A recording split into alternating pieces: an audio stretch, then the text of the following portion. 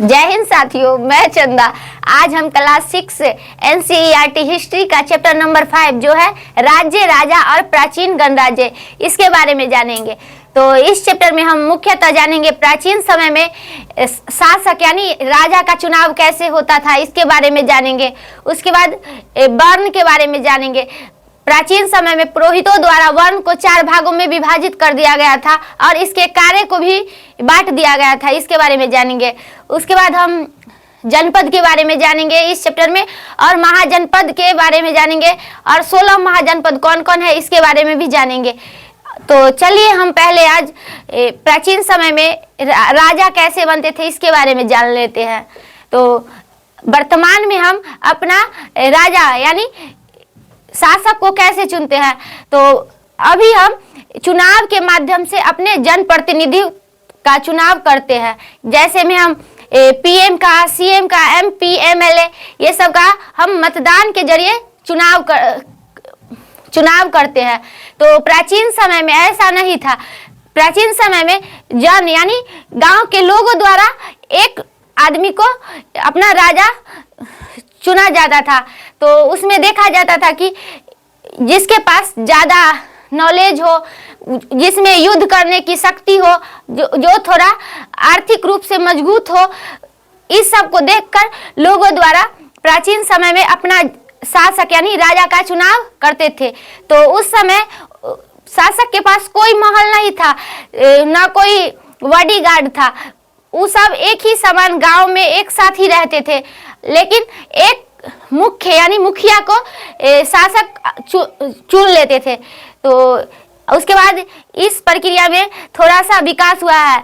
लगभग 3000 साल बाद अब यज्ञ के माध्यम से शासक का चुनाव होता था। तो चलिए हम जानते हैं उस यज्ञ के बारे में। तो शासक का चुनाव करने वाला यज्ञ था अश्वमेध यज्ञ। तो अश्वमेध यज्ञ क्या होता है इसके बारे में हम जानते हैं। तो अश्वमेध यज्ञ भारतीय राजा अपनी सर्वोच्च विस्तार करने वाला एक यज्ञ था, यानी वो अपने आप को शक्तिशाली साबित करने के लिए वो यज्ञ लोगों के बीच किया करता था, ताकि लोगों को बता सके कि हम शक्तिशाली है। तो इस यज्ञ में क्या होता था इसके बारे में जानते हैं। तो इस यज्ञ में एक सुंदर सा घोड़ा को लाया जाता था और उसको दिव्य तरीके से सजाकर और धार्मिक पुरोहितों द्वारा उसका पूजा करके और राजा अपने मंत्रियों की देखरेख में उसे स्वतंत्र विचरण के लिए छोड़ता था। राजा को अगर किसी दूसरे राज्य से लोभ रहता था तो वो अश्वमेध यज्ञ जानबूझकर करता था, ताकि युद्ध के माध्यम से हम उस राज्य को जीत ले। तो अश्वमेध यज्ञ इसी प्रकार का यज्ञ था। तो अश्व को वो स्वतंत्र विचरण के लिए छोड़ता था। अगर वो अश्व यानी घोड़ा किसी दूसरे राज्य में जाए और उस राज्य का राजा उस अश्व को कुछ न करे, न रोके, तो वो राज्य ये अश्व छोड़ने वाले राजा का हो जाता था। यदि उस अश्व को किसी दूसरे राज्य के राजा ने रोका तो उसे अश्व छोड़ने वाले राजा से युद्ध करना पड़ता था और अपने आप को शक्तिशाली साबित करना होता था, तब जाकर वो राज्य उस राजा का होता था।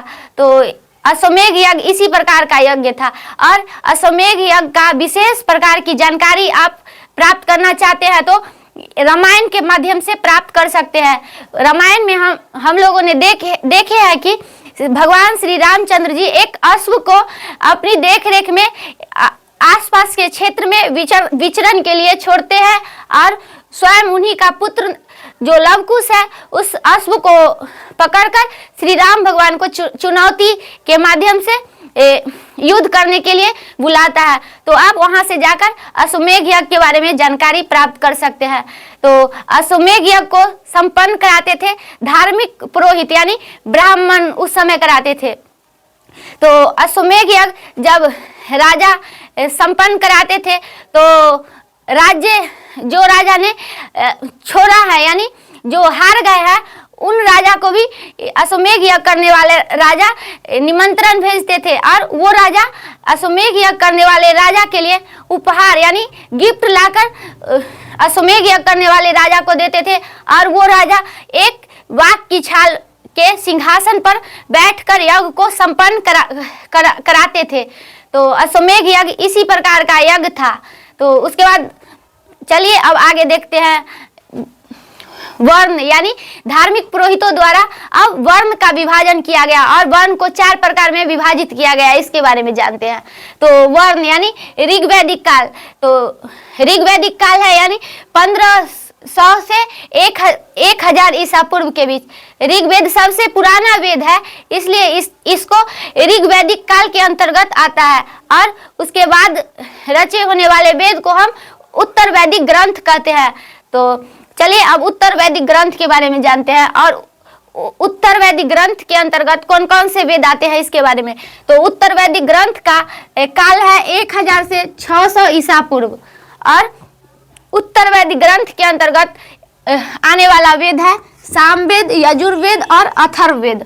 तो उत्तर वैदिक ग्रंथ नदियों के आसपास के क्षेत्र में रचे होने के कारण इसमें धार्मिक अनुष्ठान का वर्णन ज्यादातर दिया गया है इस वेद में।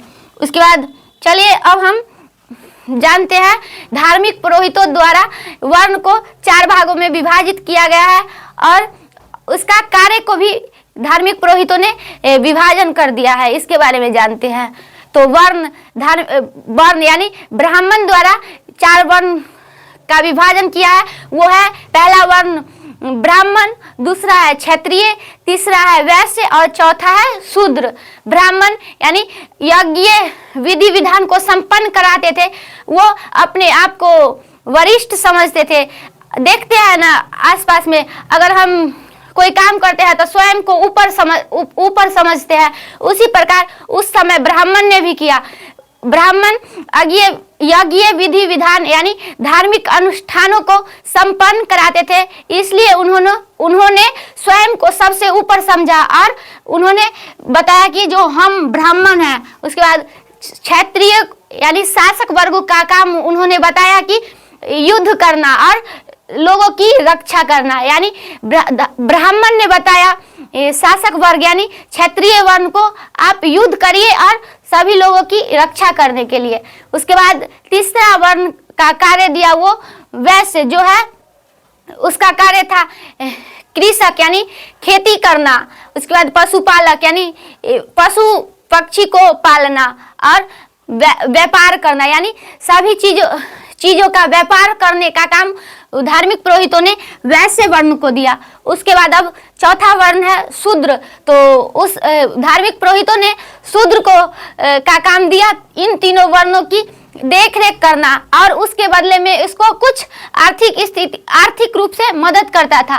तो धार्मिक पुरोहितों ने शूद्र को क्षुद्र समझते थे, तो इनको यज्ञ विधि विधान अनुष्ठान करने में शामिल नहीं करते थे।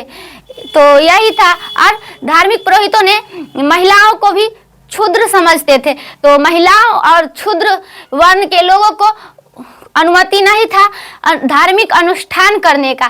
तो ब्राह्मण ने इसी प्रकार चारों वर्ण को विभाजित किया और इसके कार्य को विभाजित किया। उसके बाद उसी समय इन्होंने बताया कि अब जन्म के आधार पर वर्ण का विभाजन होगा, यानी ब्राह्मण का अगर पुत्र जन्मेगा तो वो ब्राह्मण ही रहेगा, वैश्य का पुत्र जन्मेगा तो वैश्य ही रहेगा, क्षत्रिय का पुत्र जन्मेगा तो वो क्षत्रिय ही रहेगा, शूद्र का पुत्र जन्मेगा तो वो शूद्र ही रहेगा। लेकिन प्राचीन समय में ऐसा नहीं था, उस समय कार्य के आधार पर लोगों का वर्ण विभाजन होता था।